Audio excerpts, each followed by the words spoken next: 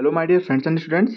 आज की इस वीडियो में हम देखने जा रहे हैं महत्वपूर्ण जीके जीएस के प्रश्न, यानी कि प्रतियोगी परीक्षाओं के लिए महत्वपूर्ण जीके और जीएस के क्वेश्चंस कुछ। ठीक है, इनको हम देखेंगे।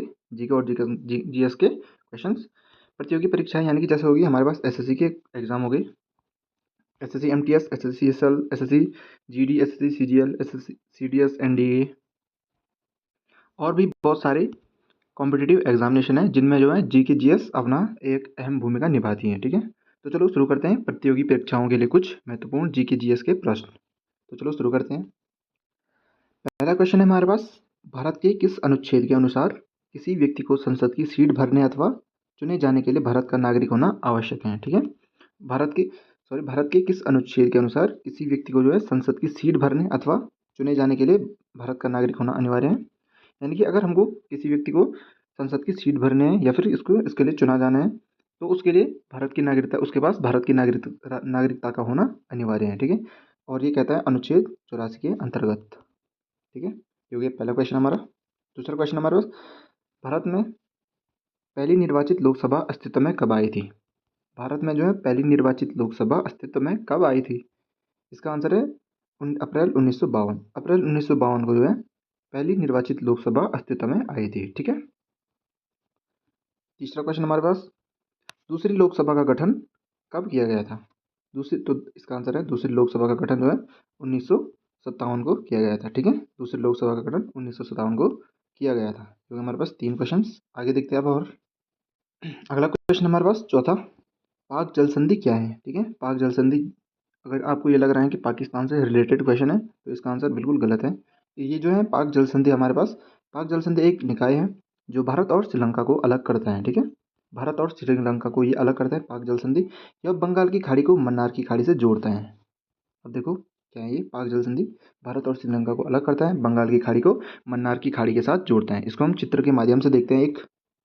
तो देखो ये भारत की मैप का एक हिस्सा हो गया थोड़ा सा, और ये श्रीलंका हो गया। ठीक है, अब देखो ये गुल्फ ऑफ मन्नार है और ये बंगाल की खाड़ी है यहाँ। ठीक है, यानी कि ये मन्नार की खाड़ी और ये बंगाल की खाड़ी है, ये दो आपस में जुड़ रहे हैं और एक डमरू का हिस्सा बनना, ऊपर डमरू नीचे डमरू, बीच में पकड़ने के लिए देखो, और ये डमरू का हिस्सा बनना है यहाँ देखो ये और इस प्रकार से एक डमरू का हिस्सा बन रहा है। तो इसको कहते हैं पाक जल संधि। ये एक डमरू के आकार का हिस्सा बनता है। ठीक है, और ये जो है गुल्फ ऑफ मन्नार और बे ऑफ बंगाल को एक दूसरे से मिलाते हैं और भारत और श्रीलंका को अलग करते हैं। मैं भी पाकिस्तान बोल रहा हूँ, देखो कितना मिलता जुलता शब्द है ये।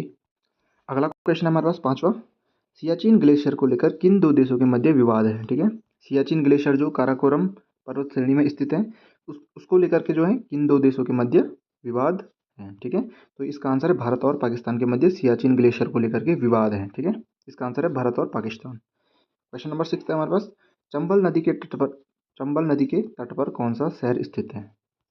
तो चंबल नदी के तट पर हमारे पास कोटा शहर स्थित है। ठीक है, कोटा शहर स्थित है जहाँ बहुत सारे स्टूडेंट्स पढ़ने के लिए, प्रिपरेशन करने के लिए जाते हैं, कोटा शहर। ठीक है, चंबल नदी के तट पर कोटा शहर स्थित है। क्वेश्चन नंबर 7 है हमारे पास, भारत की प्रथम आदिवासी महिला राष्ट्रपति कौन है? भारत की प्रथम, इंडिया की जो है प्रथम आदिवासी महिला राष्ट्रपति कौन है, वो भी हाल ही में? इसका आंसर है द्रौपदी मुर्मू। आजकल ही है। ठीक है, जो आजकल हमारी प्रेसिडेंट है उसको हम, उनका नाम क्या है? द्रौपदी मुर्मू। ठीक है, और जो ये है आदिवासी महिला राष्ट्रपति हैं, पहली आदिवासी महिला राष्ट्रपति हैं। तो ये हो गया द्रौपदी मुर्मू। क्वेश्चन नंबर 8 है, अशोक चक्र पाने वाली प्रथम महिला कौन थी? अशोक चक्र पाने वाली प्रथम महिला कौन थी? इसका नाम है नीरजा भनोट। इस पर मूवी भी बनी है। ठीक है, नीरजा भनोट पे, मूवी का नाम है नीरजा भनोट। ठीक है, अशोक चक्र पाने वाली प्रथम महिला कौन थी? इसका आंसर है नीरजा भनोट। क्वेश्चन नंबर 9 है हमारे पास, प्रथम महिला कांग्रेस अध्यक्ष कौन थी? ठीक है, प्रथम महिला कांग्रेस अध्यक्ष कौन थी? इसका आंसर है डॉक्टर एनी बेसेंट। प्रथम महिला जो है कांग्रेस अध्यक्ष जो है हमारे पास डॉक्टर एनी बेसेंट थी। ठीक है, इसका आंसर हो गया। अब जो है हम चलते हैं क्वेश्चन नंबर 10 पे। क्वेश्चन नंबर 10 है हमारे पास, उत्तराखंड के देवप्रयाग में किन दो नदियों का संगम होता है? ठीक है, उत्तराखंड के देवप्रयाग में, तो उत्तराखंड के देवप्रयाग में जो है भागीरथी और अलकनंदा नदी का संगम होता है और यहाँ से जो है गंगा नदी बन करके आगे बहती है। जब ये दो नदियाँ आपस में मिलती हैं तो यहाँ से जो है ये गंगा नदी बहकर आगे बहती हैं। ठीक है, गंगा नदी के रूप में आगे बहती हैं। हो गया भागीरथी और अलकनंदा उत्तराखंड के देवप्रयाग में इन दो नदियों का संगम है, यहीं से जो है गंगा नदी बनती है। क्वेश्चन नंबर 11 हमारे पास, भारत की प्रथम महिला राज्यपाल कौन थी? भारत की प्रथम महिला राज्यपाल कौन थी? इसका आंसर हमारे पास सरोजनी नायडू। ठीक है। क्वेश्चन नंबर 12 हमारे पास, एवरेस्ट पर लगातार 2 बार चढ़ने वाली प्रथम महिला कौन थी?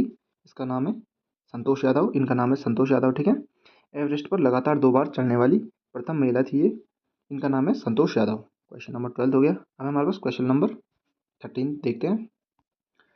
क्वेश्चन नंबर 13 है, सबसे लंबी तटरेखा वाला राज्य कौन सा है?